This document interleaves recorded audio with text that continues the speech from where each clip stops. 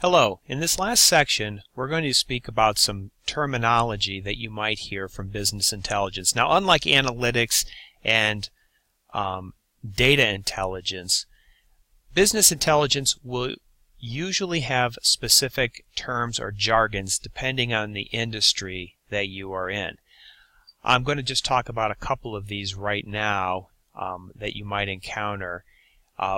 Primarily from banking, insurance, and marketing, since those are the main consumers of analytics as of the creation of this course. But obviously sports, pharmaceuticals, medical, these are also areas that have their own jargon and their own lingo. It is important for the analytics people and the database people when they come into an organization to learn that industry. You cannot build models in a vacuum without understanding what you're doing. So this is mostly to give you a flavor for some of the things that you might encounter. So let's take a first look at banking. Some of the words that you might hear, PD and LGD, you might hear those phrases. PD stands for probability of default and LGD, loss given default. So that's just simply PD. What's the probability that somebody's not going to pay you back? So that's the first model you build. Second of all, you'll do a loss given default, LGD. So if the guy doesn't pay you back, how much money do you expect that you're going to lose? This same idea will go back, will really apply to a lot of other industries. First of all, in banking, you might also have what's the probability that the person's going to pay you back early. Banks don't want that. If I'm lending you the money and I think you're a good risk, I want that stream of income in. So what's the probability of a prepayment? At what, instead of the loss given default, what's the prepayment amount? If you're in the insurance world, what's the probability they're going to crash their car, and then the damage given that. So this idea or this theme will occur quite a bit. LTV, you might hear this quite a bit, and this is simply what is the loan amount to the value of, let's say in this case, a house.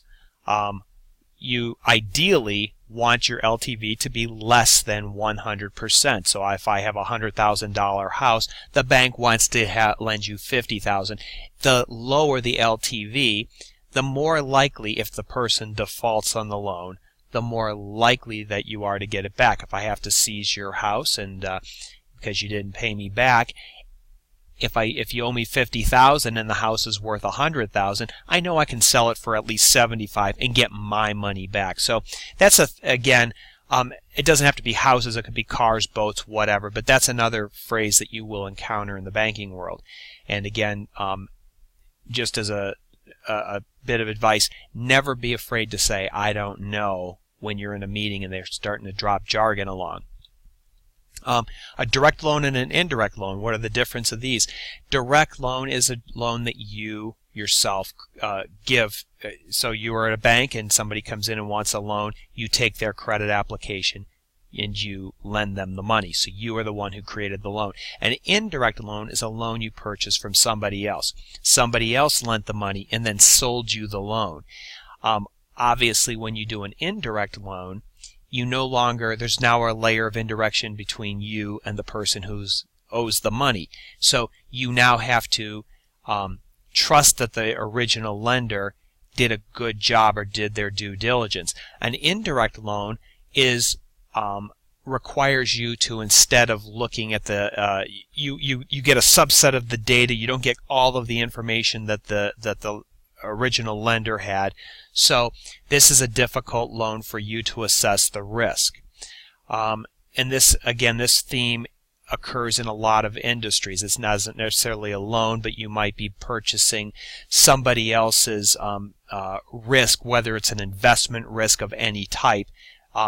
Again, there's it would be a different type of model that you would build. It would be the same model. It'd be a logistic model or a probability, a yes or a no, but you're going to build it differently than if you had lent it yourself, or if it was a direct loan versus an indirect loan.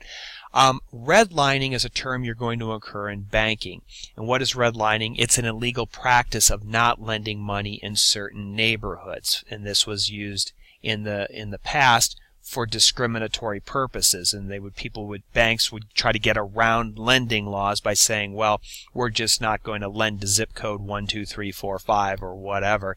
And then of course it just happens to be that zip code is filled with a certain ethnic or religious group or something like this. So that is illegal. You can't look at a person's zip code or where they live in order to lend them money. You lend money based upon the person's merits and credit history. The lesson to be learned here is that every industry has regulations that you have to follow. For example, auto insurance, you can, in many states, look at where the person lives and look at their zip code, for example, and charge a different rate based on zip code. So something that's perfectly fine in insurance might suddenly become illegal when you move to another industry like banking. The important thing here is that you have to learn the laws and regulations of your industry, because it might be just a dangerous neighborhood because people drive crazy over here, so the insurance lets you rate according to where you are living, but they don't let you do that for lending money. Here's some terms for insurance. Okay, DOI, Department of Insurance. That is the regulatory agency. Every state has their own Department of Insurance, so every state has different laws. The lesson here is that in your industry, you need to find out the regulatory requirements. Banking tends to be on a national level, whereas insurance is at a state level. So every laws that apply to lending are going to be consistent from state to state to state, whereas insurance, it will be different from state to state.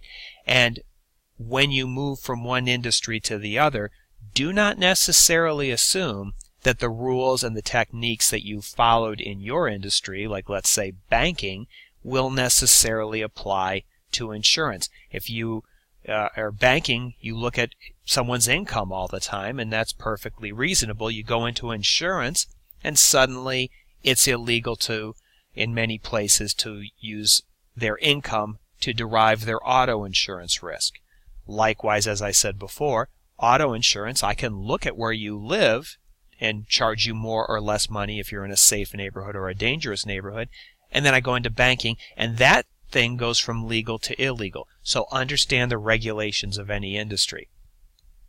Underwriting versus rating. This is one of these nebulous concepts that when you go from company to company, you will find out that it tends to have a different meaning from place to place. Traditionally, underwriting is when I put people into buckets. I say, okay, you're in risk group A, and then risk group B, and in risk group C. And then rating is once you're in a risk group, we then assign you a price based upon the factors that you have. Let's say your history of how many times you've had a traffic ticket, for example, might be a different price in bucket A versus bucket B versus bucket C. So that is traditionally what it is. But in some places, underwriting and rating has a different meaning. For example, underwriting could be that when you walk in the door, they assign you a price, and then when you renew your insurance, it becomes rating. So it's the price on your renewal becomes a rating. The lesson for this is sometimes you get a terminology that has a very specific meaning, but then this meaning has you go from one organization in your industry, like let's say you went from Acme Insurance to First Class Insurance, whatever, these two fictitious companies, and suddenly that meaning of underwriting might be different. So it's not only important to learn the regulations of an industry, it's also important for you to understand that sometimes meanings will change from place to place. Here's some other phrases that you will hear quite a bit in insurance. Loss ratio, LR. That's simply you add up all the amount of money you pay out and you divide by all of the money that you bring in. So if I have a loss ratio of 100%, that means that all the money I bring in on premiums I pay out in losses. Some places, if it's 90%, that means that I'm paying out 90 cents for every dollar I bring in, and some places have a loss ratio of higher than 100% if they have bad models. Combined ratio, CR, that's simply loss ratio, but we're also throwing in other expenses. So what is the total cost of money going out plus expenses divided by money coming in? So that's called the combined ratio. Again, another term that you will have in the insurance industry. Pure premium, this is simply going to be what is my expected value of a person, looking at what's their probability that they will crash their car. Let's say it's a 10%, and then I do another prediction. If they crash their car, what's it going to cost me? Let's say $1,000. 10% times $1,000 is $100. That's the pure premium. That is the risk of having that person. This concept of pure premium in insurance, it's called pure premium, and then of course you add a profit on top of that. But that idea is also applied in many other industries. You can look at sales. What's the probability that the person's going to purchase movie tickets? And if so, how much money are they going to spend? What's the probability that the person's going to default on a loan? Probability of default. And then if they do, what's the loss given default? So this concept comes up over and over again in many industries, but it just has different names. Marketing is the third major consumer that we're going to talk about of analytics. Marketing is primarily interested in attrition. You get a customer, customers are expensive to bring in, and a lot of marketing models are geared on their purpose is to decide, if I get this guy in, what's the chance of keeping him in? When's he going to leave? I don't want the customer to escape. Well, actually, I don't care if they escape if I'm not making money on them, but let's assume that it's a profitable customer. So what's the probability of attrition? Acquisition model is an attrition model turned around. So if I know what makes my customer leave, because let's say the customer is concerned with service, good quality service. If that makes my customer, a particular type of customer, leave, I can turn that around and use that same information to poach information from other competitors. So if I know that affluent customer will leave with bad, you give them bad service or treat them badly, they'll leave. I now know that I can go over to my competitor and find his affluent customers, and there's ways of figuring that out. And then I can say, well, maybe I can start advertising good service and try to poach those customers. Lifetime value, that's the expected value of a customer to you, and that's a very difficult model to build, and we will talk about that in a moment. But again, let's go back to attrition and acquisition. Not every customer is worth the same amount of money to you. In fact, not every customer is profitable. Some customers you lose money. So again, a lifetime value, before I try to acquire a new customer or try to save an old customer, you got to figure out what they're worth to you. Is it worth keeping this customer? So that's another type of, you will hear that in no matter what industry you are in, banking, insurance, hospitality, hotels and casinos, and they will all they all are interested in these three concepts, and you will see this over and over again. A response model. This is primarily used in credit card companies, but it's really a lot of other industries as well. What if I send you a letter that says you've been pre-approved for a credit card? What's the chance that you're going to actually, not throw that in the garbage, but in fact contact them? So that's called a response model. And these are all major types of models that are done in the marketing industry. A segment, that is when I put customers into groups or buckets. And what happens is when I put something into a bucket, I can learn something new about that group that I can't observe. That sounds like a very nebulous concept, but it's actually really simple. Think about animals. If I were to put animals, and I can observe that some animals are furry and some animals have feathers, okay, and some have scales, and I put them into buckets, I can look at the animal's skin and know that the furry ones have furry skin. But what you can find out is that once you put them all together, you realize that the furry or the fuzzy animals have very specific characteristics.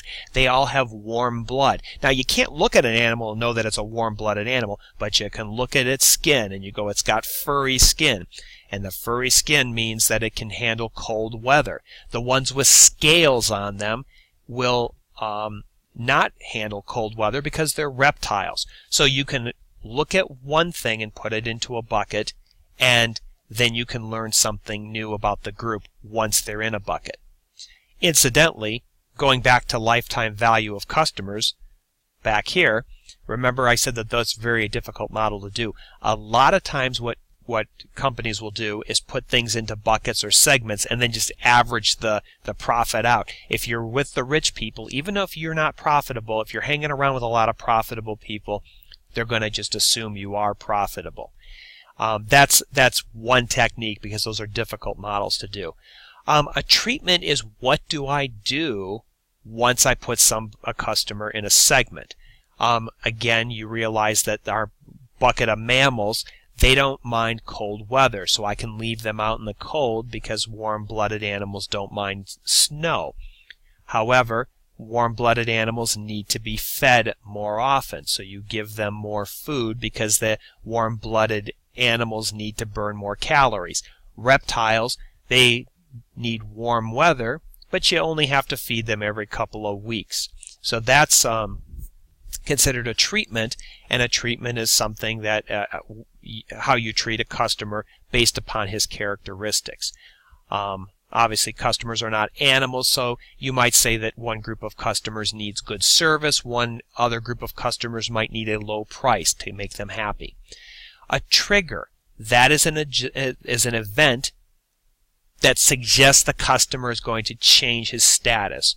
For example, let's say you're a bank and you decide that a customer has $1 million in their bank account and suddenly they withdraw all their money. Well, that's usually a trigger that means they're about to leave. And a trigger is a predictive model that you have in a database, and it watches all of its customers, or all your customers. And when a trigger occurs, something happens, and that event is like a treatment. You can say, well, hey, this guy just withdrew all of his money, and it was $1 million, and the trigger might create an alert that says, hey, we've got to give this guy a call and save him. Maybe the trigger will say, hey, this guy's cost, is not profitable and he just left all of his money. Well, what happens is you can say that he's not profitable, so you let him go. Other types of triggers. What if the person is a very profitable customer and suddenly has bounced 15 checks in a row? Well, as opposed to hitting them with late fees and penalties for bouncing checks, perhaps what you can do is the treatment, because this is a very popular, profitable customer, and you don't want to sit there and nickel dime this profitable customer, so you might just waive the bounce check fees and then suggest to them overdraft protection or something like that. So this is what treatments are: segments, treatments, and triggers. So this is just, and this is, again, by no means a comprehensive list of terms, even in these industries. But what I really am doing is giving you a flavor for some of the concerns and terminology and jargon of the managers of these companies. So if you go in there as a data intelligence or an analytics intelligence person and you're building models with them, you need to learn the jargon, the lingo, the regulations when they're talking. And a lot of times I have observed that sometimes the people in the data intelligence and analytics groups will sit there and blankly stare when people are dropping words like PD and LGD, loss given default. They throw that out and nobody says I don't know. So I guess if you forget everything else here, the most important thing you have to say is I don't know, or please explain that term. No one is going to fault you for that, but you'd be surprised at how few people actually raise their hand and ask the question. So that is the business intelligence terms to know.